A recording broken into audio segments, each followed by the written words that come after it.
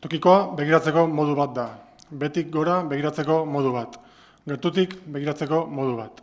Hiriaren argazki eta diagnostiko zabalena egiteko modu bat. Garaiaren kronika egiteko modu bat.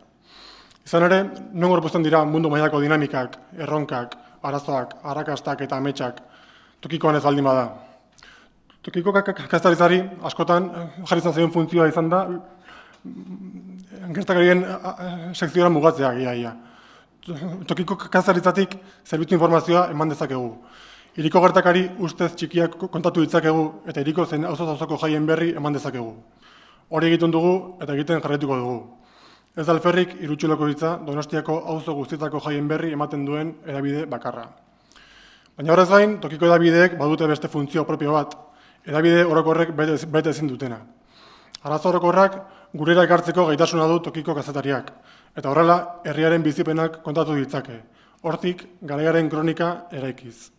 Energiaren garastitzeaz hitz egingo dute hedabide orokorrek, eta guk gure herriko familia batek bizitzaren garastitzaren aurrean duen egoera jaso dezakegu. Hirien gentrifikazioaz hitz egin dezakete hedabide orokorrek, eta guk egunero jaso dezakegu Donostian izten diren betiko komertzio eta taberna guztien zerrenda beltz eta mingarria. Kaztaritzak ardura handia du garaien garaiko erronkei aurre egiteko orduan, eta guk argi dugu tokikotik erantzungo diogula ardura horri. Tokikotik, txikitik, hirien eragin daiteke. Erronkan izen txikiei aurre egin altzaie. Hiria ikuspegi zabal eta aldi berean zehatz batetik aztertu eta kontatu daiteke. Tokikotik komunitatea eraikitzen da, eta garaiaren kronika egiten da. Tokikotik eta euskeraz.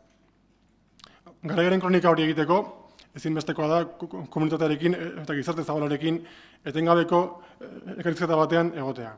Kalera ateratzea eta galdera egokiak egitea. Baina baita ere, ezinbestekoa da atzera begiratzea. Irutxuloko hitzaren funtzioetako bat ere bada, hiriaren gainean kontatu duen historia berrirakurtzea, eta hiriaren bestelako kontaketa bat kontatzea. Donostiaren historiari etengabe biratzen diogu horregatik Irutxuloko hitzan. Benetan ez altzen izan Donostia, belepokeko hiri ponposo hori baino gehiago. Ez altzen izan Donostia, turista aberatsen arropak garbitzen zituzten inguruko baserri eta uzunetako langileen hiria, kortxarioen hiria, festarik behar bada, bego Donostiaren hiria. Altxamendu frankista garaitu eta 2 hilabetez duintasunari heldu zion hiria. Historiak erakusten dugu etorkizuna nola dantzatu eta nola eraiki. Garaiaren kronika egiteko ezinbestekoa da baita ere gaur egunera begiratzea. Baina hor ere galderak oso garrantzitsua dira. Tokiko kazetaritzaren galdera bakarrak ez dira zer gertatu da edo zer diote gertatu dela. Tokiko kazetaritza gai da galdera desberdinak egiteko eta zentzu horretan egiten dugu gure lana. Nola bizi dira donostiarrak 2025ean? Zerk kezkatzen ditu? Zerk poztu? Zertan sinisten dute? Zergatik atatzen dira kalera? Zertan irabazi dute? Ze historia dituzte kontatzeko? Nun erosten dute? Kontxara begira bizi dira denak? Ze proiektu daude aurreikusita hirian? Donostia ez dago soilik badiara begira. Irutxuloko hitzaren beste funtzio garrantzitsu bat da Donostia auzo eta hirietatik kontatzea. Hedabide bakarra gara horregatik, astero, Altzan, Partezarrean, Egian, Igeldon, Antiguan, Loiolako Herriberan, Bidebietan eta herriko gainontzeko auzoetan dauden protagonistak gure albistetara egazten ditugunak. Eta zentzu horretan, gure egunerokoaren parte ezinbestekoa dira, baita ere, hiriko kultur, kirol eta isialdi elkarteak eta euren eguneroko jarduna.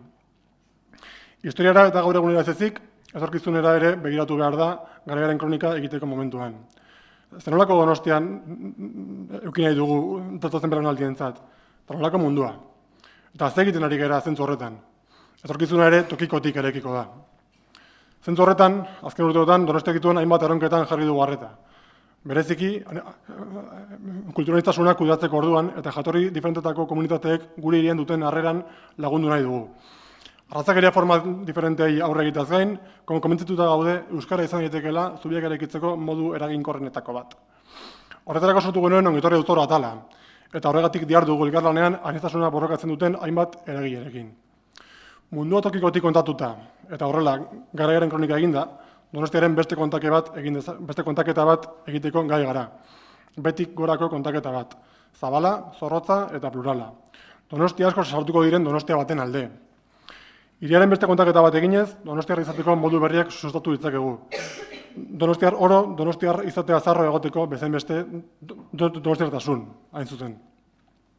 Gure funtzioa tokikotik eta euskaraz mundua kontatzea da, eta garaiaren kronika egitea, txikitik eragitea, donostia guztiak erakustea, eta donostiar guztiak erdigunean jartzea.